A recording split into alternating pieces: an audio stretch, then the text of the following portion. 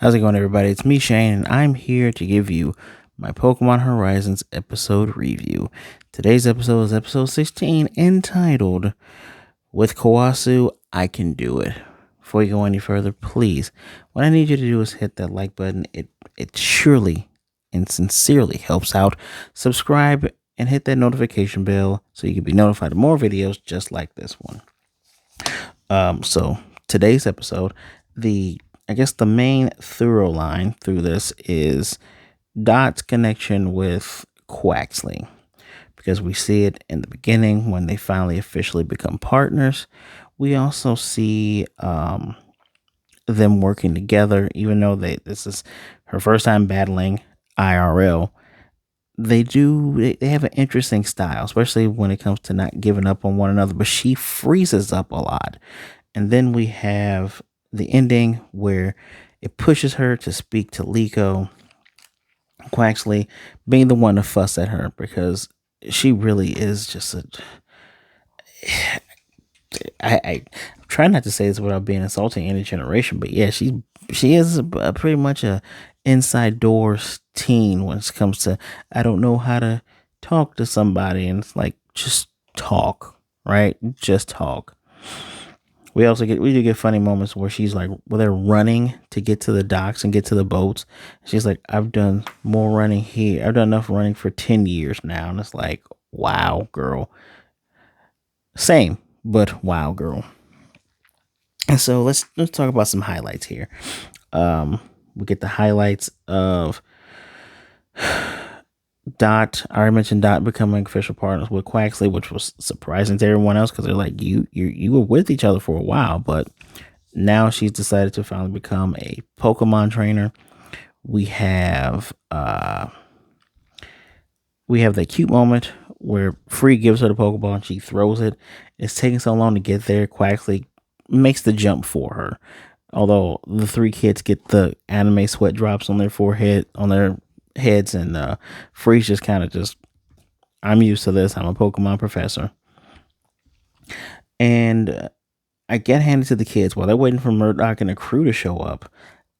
They figure out that via an ad that the last ferry for that day that's gonna be gone for a while, it's gonna leave today. And so, in combination with Freed, who ends up making it to the ferry because he's flying on a Charizard, he's on a flaming dragon. I mean, come on. And in combination with also kind of a little bit of luck, right? Freed ends up fighting somebody there. I mean, at the end of the battle, he couldn't even get the guy to tell him who was the person, because he's like, you don't even know, do you? Because that's probably how they operate, which is pretty smart if you're a villain in this organization or you're hiring out goons. You got to make sure your goons don't know who you are so you can move in silence. Spino has been one of the smarter villains of the Pokemon the Pokemon anime franchise. I got to give him that. He's annoying. I don't like his style, but he is smart. And the kids do find out that the pendant is closer than they think, because there's another boat there where there's still interference, because Manaton.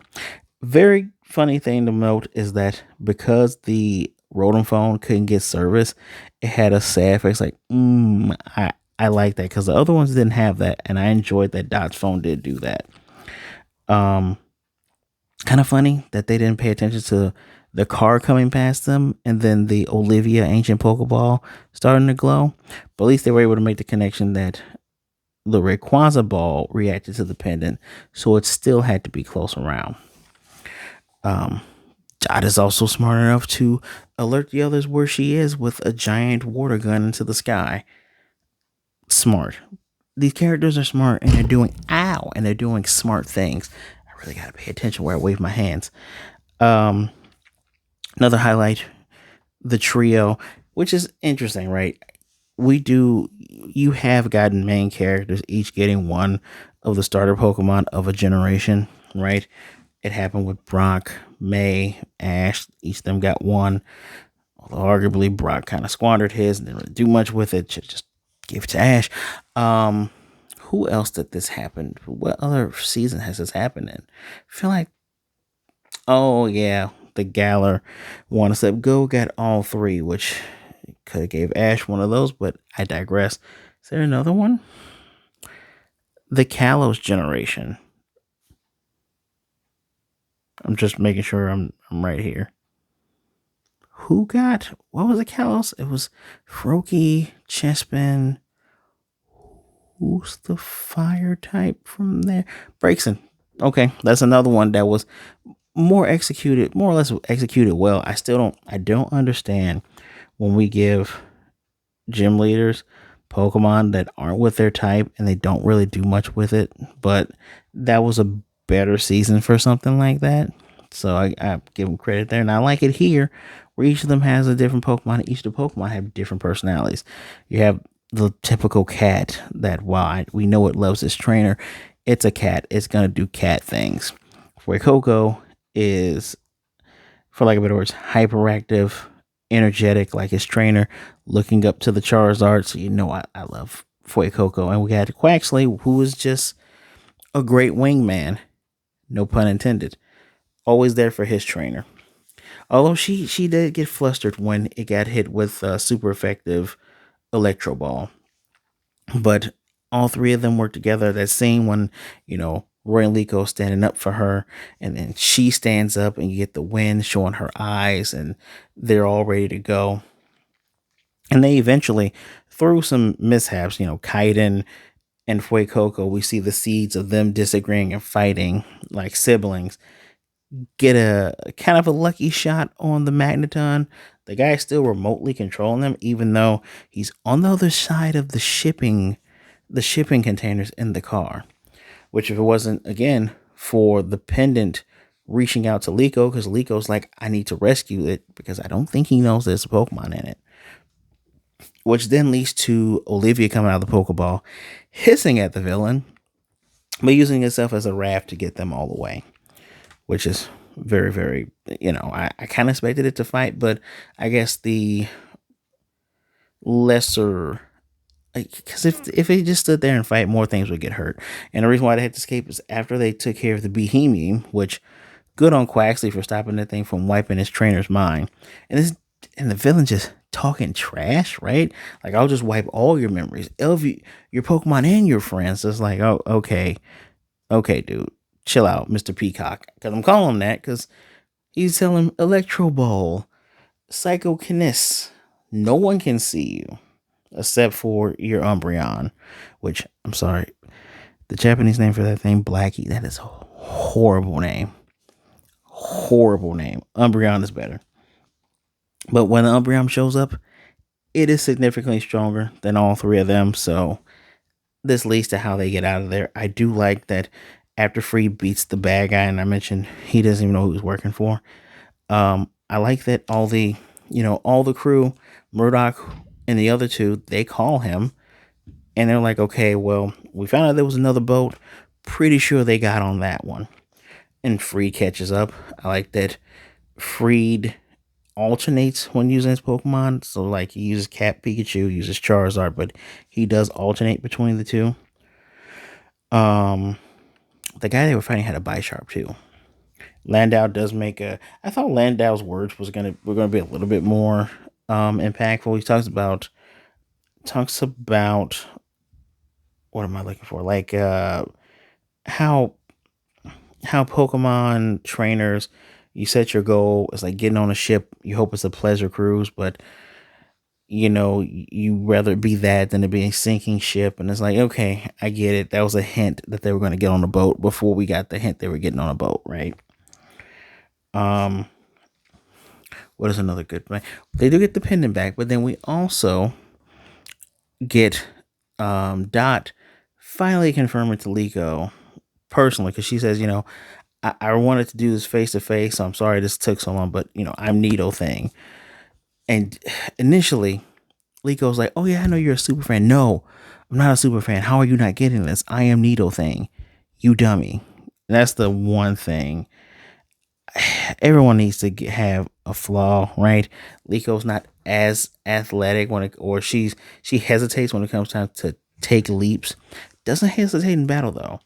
Roy is he has all this emotional support, right? He'll support you and he'll say pretty wonderful, kind things, but he's not as knowledgeable as Liko or knowledgeable as Dot. And Dot's the one who has these knowledge, which is kind of weird that she has never had a battle, but she was giving tips this needle thing about battling. I suppose if you watch enough videos, I guess you could become an expert on something. I won't, you know, I won't nitpick at that. I just thought that was pretty interesting. But I do appreciate we didn't drag this on any further. Dot's like, I'm Needle thing, and I love that it was due to Quaxly, getting her to speak her mind, her saying thank you, Liko then saying thank you, then her telling her thank you. Because if we're gonna be honest, and I know that this were the older series. If this was the original series in the 90s and 2000s, that joke would have been pulled out for as long as they could have done it. Thank goodness for modern anime. What am I missing here? We do get to meet more. We get to see more of the new villains. We don't get their names, but through the little holographic meetings they have, you got one gentleman who has red and white hair. He looks like someone's OC that I've seen on Twitter. We have a black lady who she might be an upper officer because she's asking tons of questions, which I love how she perfectly knows Spino because she goes, so what do you think it is? I told you everything in my report. Oh yeah, that's a smart answer. Or it's a cowardly one. Called him out on it. And then there's a pink hair girl she seems to be teasing antagonistic. So I'm looking forward to like a big battle of all these guys. I still think Amatheo might turn on them, but I'm looking forward to learning their names because Amatheo, Amethespino, I think his name is like a play on like a size of a ring. I'll look it up later, and I promise I'll put it in the comment section later. But yeah, it's nice to have competent, cool looking villains. It's nice to not dwell on things and go forward. I do like the sprinkles that they put in this episode of like the next episode, which is going to be about Kaiden and Fuecoco fighting each other. It's entitled Kaiden and Kaiden.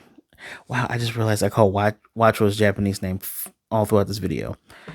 It's going to be Wattrel and Fuecoco's secret training. Again, Fuecoco still looks up to Charizard, so I'm looking forward to whenever it fully evolves, like they become like battle buddies, or maybe we find out that perhaps that Charizard's a female. Perhaps they're gonna have little pokey baby. I don't even know if they're in the same A class, but yes. This week's seminar. This week's seminar is on the aforementioned Swing Umbreon. Yep, that's right, Umbreon. Gen 2 Pokemon, one of the evolutions of Eevee itself. Eevee still needs more evolutions, please, Pokemon. And yeah, what's special about this thing is, and what triggers this evolution apparently, is the moonlight. Although in older games you could get it to evolve by evolving it between certain hours, but I guess inverse the moon matters. And apparently the stronger the moonlight, the stronger this guy is.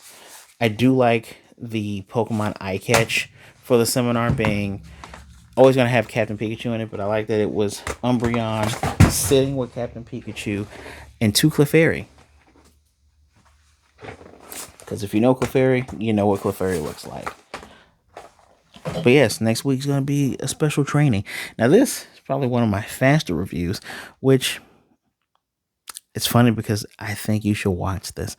I deeply enjoy the thorough line of Dot and Quaxly because with Quaxly, she was able to do it. Although she, he only knows one move, which is the water gun.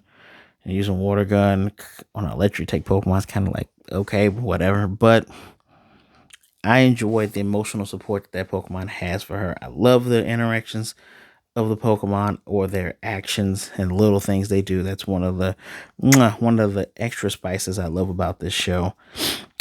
This episode for me gets a 4. Gets a 4 because you made progress. I cannot wait to see how Liko continues to process that her new friend is the person who she's been the biggest fan of. And I hope they ask more questions like, okay, so if you weren't a trainer before, how did you know all this stuff? Did you just read? Blah, blah, blah, blah. Getting Dot to get more of her shell and getting these guys more of close bonds. I like this. I like this a lot. I'm also liking the fact that it looks like Roy will be our battler. So maybe Dot is going to be a future. Maybe Dot will be the new Bill. That would be cool. Dot being a new Bill would be pretty awesome. But please let me know what you think of the episode in the comment section down below. We're still trucking away, and I'm still enjoying Pokemon Horizons. We had a couple episodes that made me go, but this was pretty good, enjoyable all the way around.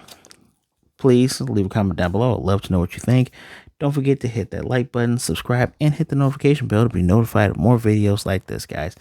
Thank you for taking some time out to listen to me talk about Pokemon Horizons. Please be good, be blessed, wash those hands, be good to yourselves, be good to others. Either way it goes, don't be a jerk, all right? All right. Remember, there are people out there that care about you and rather talk to you today than to miss you and mourn you tomorrow. So, with that being said, guys, I'm Shane. I'll definitely see you next time. I'm just happy we got a good episode, right? Right. I'll catch you next time.